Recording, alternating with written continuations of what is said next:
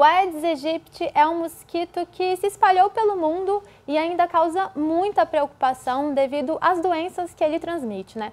Além da dengue, ele é vetor do vírus da Zika e da febre chikungunya, que também apresentam sintomas graves e podem levar a complicações sérias para a nossa saúde. Por isso, gente, é importante que a população esteja sempre em alerta e adote medidas preventivas para combater a proliferação do mosquito. Vamos conhecer um pouco mais sobre o Aedes aegypti? A Cristiane Lafetá está aqui no estúdio para conversar com a gente. Ela é bióloga, professora na PUC Minas e pesquisadora na Fiocruz Minas. Cristiane, seja muito bem-vinda ao nosso programa. É um prazer ter você aqui com a gente. Prazer todo meu participar de um assunto tão importante para a sociedade. Pois é, né, Cris? Dengue. A gente escuta muito falar sobre dengue aqui no Brasil há muitos anos, né? E quando a gente fala da dengue, a gente já pensa no mosquito, no Aedes aegypti, né? Vamos falar um pouquinho sobre esse mosquito, Cris. Qual que é a história desse mosquito? Qual que é a origem, né? De onde que ele veio? Esse mosquito, ele veio possivelmente, ele entrou no Brasil com o tráfego de navios, mais ou menos, a gente acredita que isso tenha sido no século XVIII. E aí ele encontrou aqui no Brasil, ele encontra principalmente nos países tropicais, as condições ambientais ideais para o seu desenvolvimento, que é um clima quente e úmido, chuvas, né, muita água, e isso permite o desenvolvimento desse mosquito. Pois é, e nessa época a grande preocupação era a febre amarela urbana, né? Por que hoje a gente não escuta muito mais falar sobre a febre amarela urbana? É interessante isso, porque hoje nós estamos com muito medo da urbanização da febre amarela.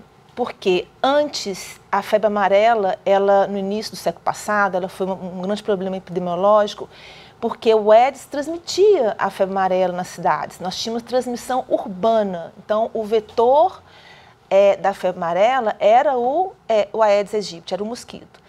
E o último caso de febre amarela foi em meados do século passado, se não me engano,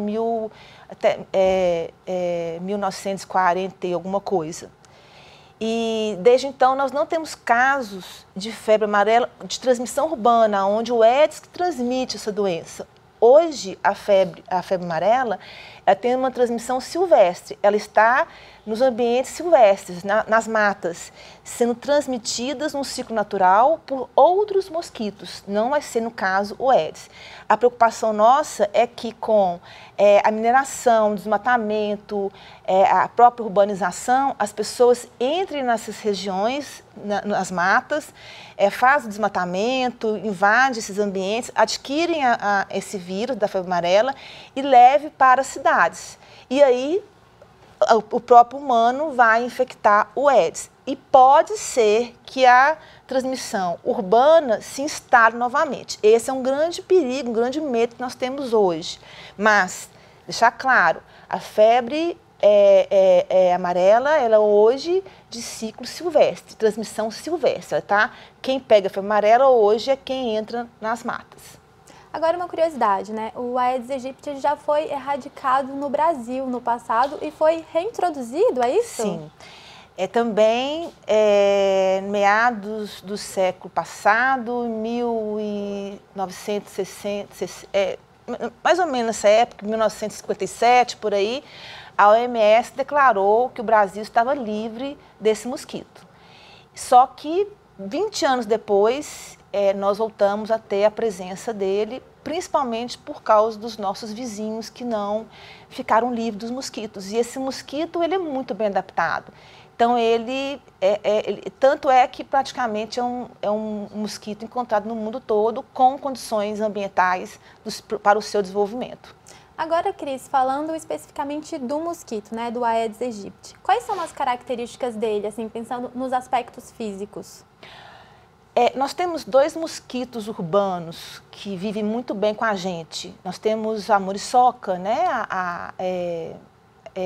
Pernilongo? Pernilongo, muriçoca e pernilongo, depende da região do Brasil. E o Aedes, né, o Aedes. Então, a muriçoca, ela tem a gente confunde muito. E a muriçoca, é um outro mosquito, é o Culex, e ele tem a cor clara, marronzinho claro. O Aedes, ele é preto, escuro, com pintinhas brancas nas suas patas e pintas no dorso, no tórax dele. Sim, e os mosquitos também têm hábitos diferentes, né? Como que a gente consegue diferenciar o Aedes aegypti do pernilongo, do pernilongo, claro. O hábito do Aedes, ele é diurno, ele está principalmente no início da manhã e no final da tarde. Esse é o melhor momento que ele sai para procurar seu alimento. E o Culex, que é a muriçoca, o pernilongo, ele tem hábito noturno. Então, por isso que quando a gente vai dormir, que a gente escuta aquele barulhinho, que ele vem atrás do sangue humano também. Então, são hábitos distintos. Só que o Aedes, ele, se ele está em casa e você está próximo a ele, você está sentado numa mesa, com a sua perna embaixo da mesa, e ele está por ali, ele pode se alimentar de noite também. Só que preferencialmente, ele sai à procura do seu alimento diurno. Sim, agora falando do ciclo de vida do Aedes aegypti, Cris, como que é o ciclo de vida desse mosquito? É muito importante a gente entender, né, o ciclo para entender o todo, né? O mosquito, ele tem um desenvolvimento do seu ciclo de vida, ele passa por ovo, larva, pupa e adulto. E ele, no caso, o Aedes que a gente está falando, né, a muriçoca também, eles precisam de água para desenvolver. Então, a fêmea sempre vai procurar um ambiente com água para colocar os seus ovos, porque dos ovos vai eclodir a larva. E essa larva, depois de alguns dias, vai desenvolver uma pupa e da pupa vai eclodir o adulto. Sim, e aí esse adulto, ele fica vivo por quanto tempo? 30 dias, um mês mais ou menos.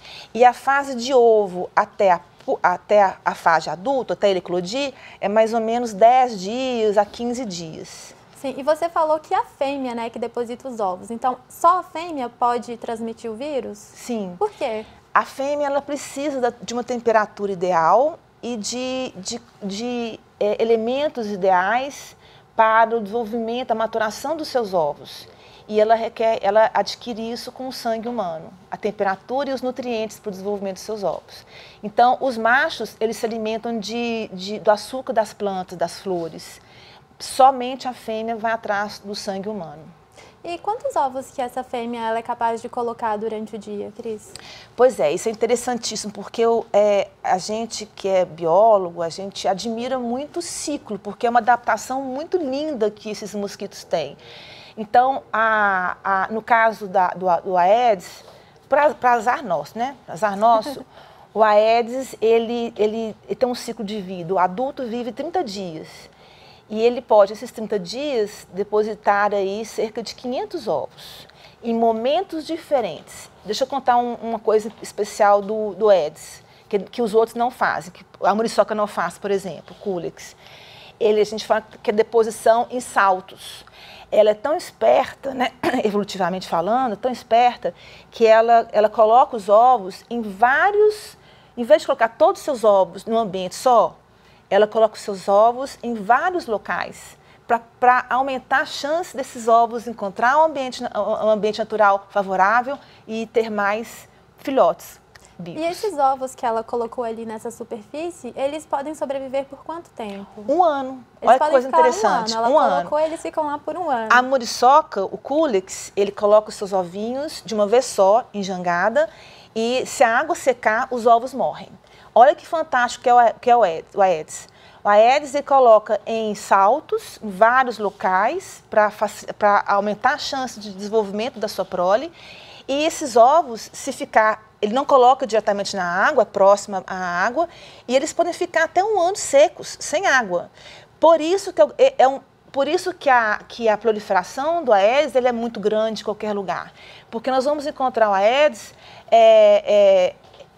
em qualquer tempo do ano. Então, a fêmea pode depositar os seus ovos hoje e daqui a 6 meses, se chover, ele vai desenvolver. Então, não necessariamente, ela deposita os ovos o ano inteiro, não necessariamente na época das chuvas. Mas vai ser na época com água, com a presença de água, que esses ovos vão desenvolver a fase adulta. Vai sair a fase adulta. É muito interessante, Cris, essa questão, viu, gente, do desenvolvimento da larva do Aedes, porque ainda causa muita confusão na cabeça das pessoas, né? Então, a gente fez uma enquete no Instagram da TV Horizonte para perguntar para as pessoas, para entender o pensamento delas sobre isso, né? E como você já sabe, né? Você que assiste o nosso programa, toda semana tem enquete, né? Lá no Instagram sobre o tema que a gente está falando aqui no programa. Inclusive, ó, se você ainda não acompanha a gente por lá, eu te convido a procurar por @TV Horizonte Oficial e nos seguir. Dessa vez, Cris, nós postamos a enquete que foi essa seguinte frase. O mosquito da dengue só se reproduz em água limpa e parada. E aí a gente perguntou para os seguidores, né, se isso era uma afirmação correta, né, ou se isso era mito. Então a gente vai conferir agora o resultado. Olha, em termos... Olha só o resultado. De acordo com as pessoas que participaram, né, da nossa enquete, os seguidores que votaram, 50% acredita que é mito e 50% acredita que é verdade. Então, dividiu a opinião das pessoas e eu achei isso tão interessante, porque realmente a gente fica muito confuso, né? A gente escuta, não pode deixar água limpa e parada, mas como assim? O que seria essa água limpa, né, Cris? Seria mito ou seria verdade? O resultado foi fantástico, porque depende muito do ponto de vista. Normalmente, quando a gente fala assim, água limpa e parada, tá certo. O mosquito, o Aedes, ele prefere água, ele prefere sombra, água parada e água limpa. Mas essa água limpa tem que ter uma certa matéria orgânica nela.